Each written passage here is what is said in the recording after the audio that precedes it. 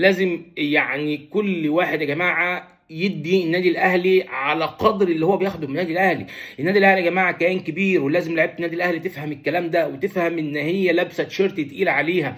لازم النهارده زي ما قلنا، او الكابتن وليد صلاح الدين قال لك انا الدولاب بتاع البطولات مليان عندي، الدولاب بتاع البطولات مليان عندي، مش ناقص بطولات. ولكن انت النهارده بترسي مبدأ الاخلاقيات على كل اللعيبه. لازم النهارده تحترم المكان اللي انت فيه، تحترم المنظومه اللي انت فيها، تحترم التكاتف اللي موجود ما بين اداره النادي الاهلي وما بين لعيبه النادي الاهلي وما بين الجهاز الفني النادي الاهلي.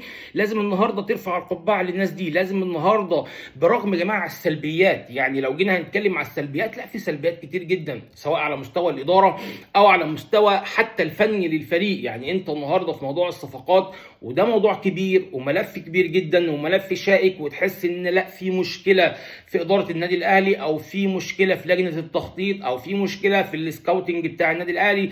انت مش عارف القصه جايه منين، ولا مين بيختار اللعيبه، ولا مين اللي بيمشي اللعيبه، وهل النهارده المدير الفني هو المسؤول مسؤوليه كامله عن اختيار اللعيبه، ولا ايه اللي بيحصل بالظبط في اداره النادي الاهلي. كل دي حاجات مهمه هنتكلم فيها، ولكن